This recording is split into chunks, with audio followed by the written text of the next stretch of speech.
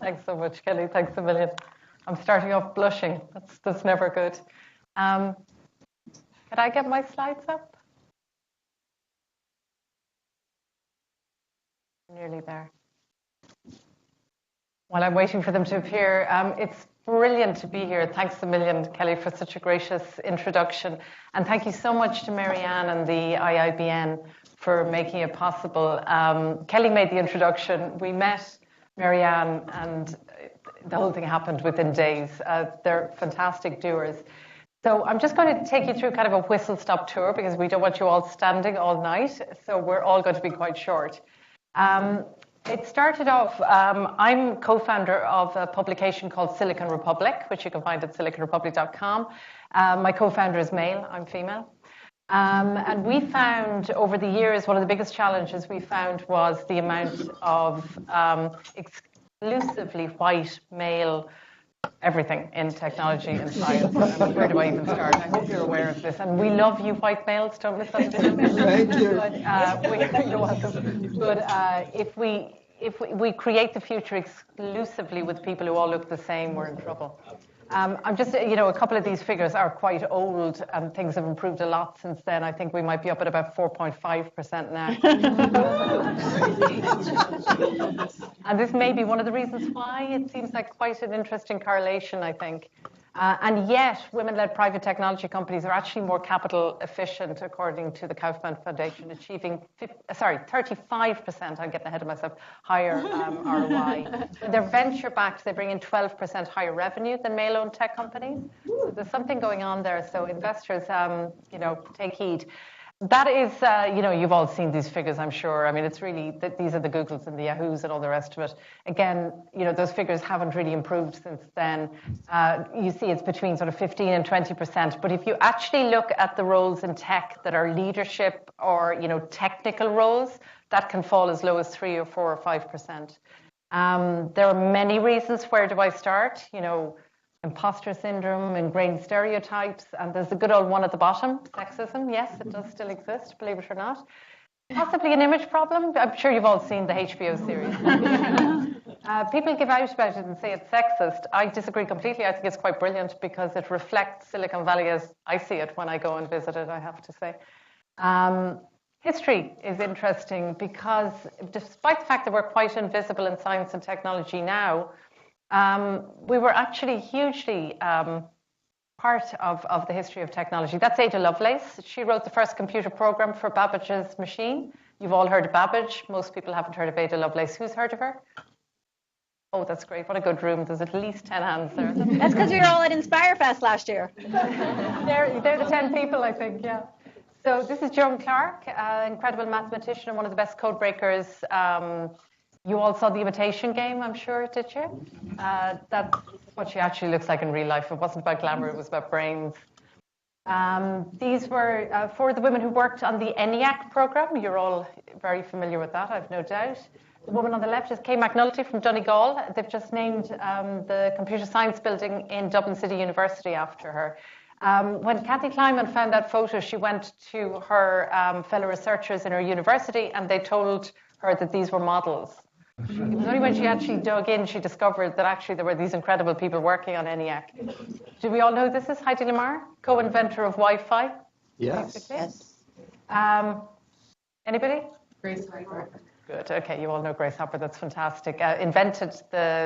She coined the phrase the computer bug, but also she was behind the protocol for COBOL programming language. You all know her, I'm sure. Megan Smith, she was your CTO in the US until very recently. Amazing woman. Anybody know who that is? Heather. You know who that is. That's Heather Galler. She's the Chief Technology Officer of Burning Man.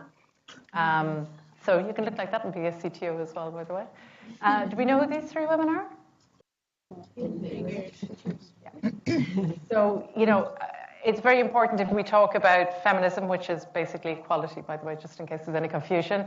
It's very easy to not be intersectional about it, and it's really, really important. And for us at Inspirefest, when we talk about diversity and inclusion, we're not just talking about women. We are talking about diversity of all kinds, whether that be age, sexual orientation, ethnic background, ability, and disability. despite all those people I showed you in history, I still go to a hell of a lot of these. I don't know about you. These are all technology conferences, by the way. Really shocking how often that still happens. I show that picture just because it's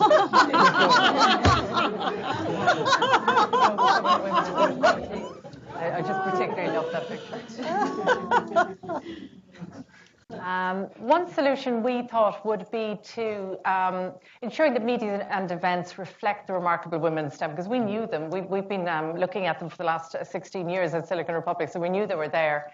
So we did things like we published 100 top women in STEM back in 2014. A lot of these people are from the diaspora. They're not like based in Ireland necessarily, several of them in America. And many of them traveled over to be in the room with us when we celebrated, including people like Anne Kelleher, who's a senior VP in Intel. We also started trying to put young women on stage and get them used to be speaking. They're the three young women who won the BT Young Scientists. Then we ran the Female Founders Forum, and an interesting thing happened at that forum is a lot of guys turned up. And we realized that actually a lot of our community were allies, and they were pretty bored with the homogenous sector that they were working in as well. Thank you. Yeah, yeah, exactly. Most guys I know don't want it to be like that. I'm very happy to say there are a few, but few.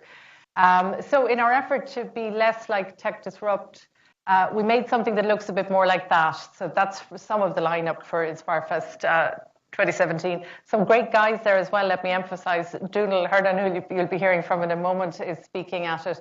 So is the president of Bell Labs, Marcus Weldon. This is Matt Flannery here. He just gained, I think, 12 million investment from Andreessen Horowitz.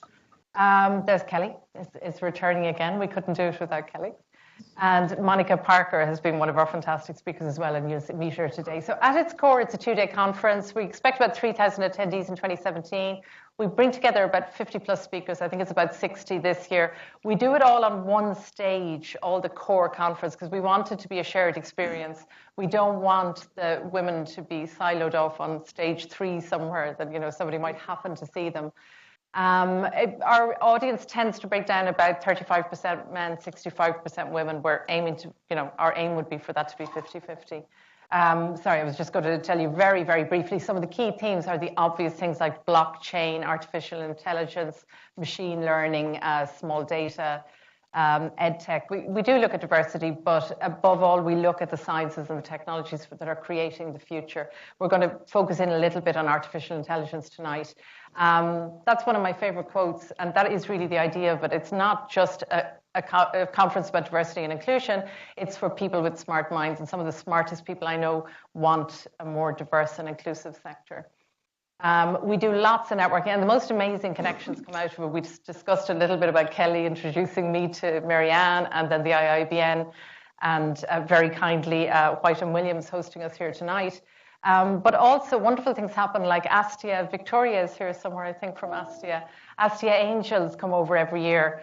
And when they came over last year, they met Soapbox Labs, and lovely investment came out of that. People like, I don't know if you've heard of Minnie Melange, Sinead Burke. She met Liz Jackson and ended up on the board of her organization here in New York, and they both ended up at the White House around the issue of disability. We also try to bring in the arts as well. This is the wonderful Zoe Philpott, who does a play around Ada Lovelace. I'm just going to end more or less on this. It's a really, really short video, but I hope it gives you a little bit of a feel for the atmosphere. And we'd love to see some of you back in Dublin, if not in July this year, next year. It'll be happening at the end of June.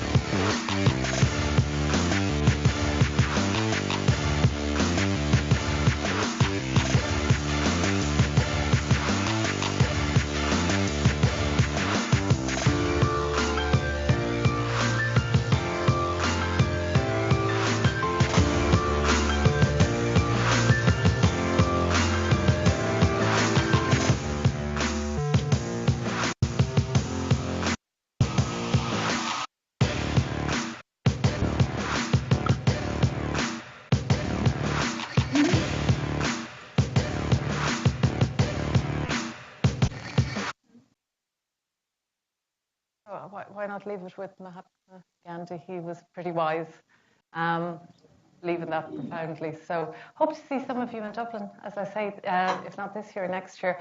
And these are some of the fabulous people who support us. Many of them are in the room tonight. And thanks again to IIBN and to White & Williams for having us here tonight.